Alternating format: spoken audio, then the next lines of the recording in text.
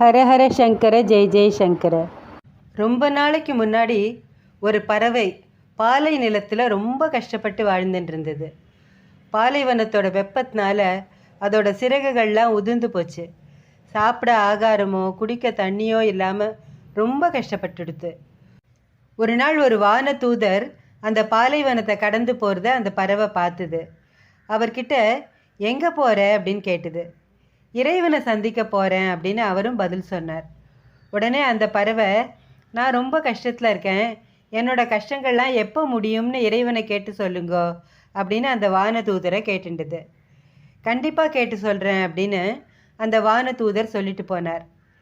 இறைவனை அடைந்த அந்த தூதர் இறைவன்கிட்ட அந்த பறவையோட பரிதாப நிலைமையை சொல்லி எப்போ அந்த பறவை படுற கஷ்டம்லாம் தீரும் அப்படின்னு கேட்டார். இன்னும் 7 பிறவிகள் அந்த பறவை அந்த கஷ்டத்தை அனுபவிக்கணும்னு விதி இருக்குது. அது வரைக்கும் அந்த பறவைக்கு எந்த விதமான சந்தோஷமும் கிடையாது அப்படின்னு இறைவன் பதில் சொல்லிட்டார். இதை கேட்டால் ஏற்கனவே சோர்வோடு இருக்கிற அந்த பறவை இன்னும் மனசு உடஞ்சி போயிடும் இல்லையா? அதனால் அந்த வான தூதர், இதுக்கு ஒரு நல்ல தீர்வை நீங்கள் தான் சொல்லணும் அப்படின்னு கடவுள்கிட்ட வேண்டின்றார்.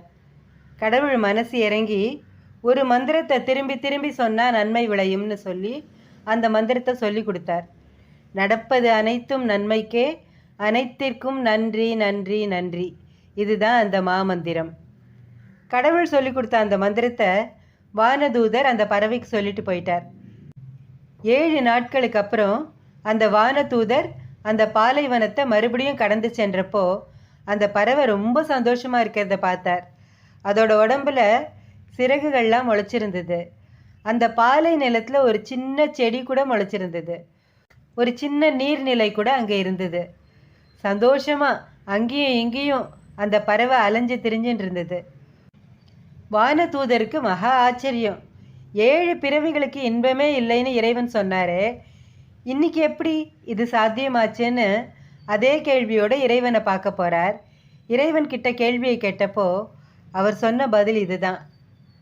7 பிறவிகளுக்கு அந்த பறவைக்கு எந்த சந்தோஷமும் கிடையாதுங்கிறது தான் விதி. ஆனால் நடப்பது அனைத்தும் நன்மைக்கே, அனைத்திற்கும் நன்றி நன்றி நன்றின்னு அந்த மந்திரத்தை அந்த பறவை எல்லா சூழ்நிலையிலையும் மாறி மாறி நினச்சதுனால நிலைமை மாறிடுது. பாலைவனத்தில் சுடுமணலில் கீழே விழுந்தப்போ நன்றி சொல்லித்து, வெப்பத்தில் வருந்தி பறக்க முடியாமல் தவிச்சப்போ நன்றி சொல்லித்து, எந்த சூழ்நிலையிலையும் அது நன்றி சொல்லிகிட்டே இருந்தது. அதனால் 7 பிறவி ஊழ்வினை 7 நாளில் கரைஞ்சி போயிடுது அப்படின்னு கடவுள் சொன்னார்.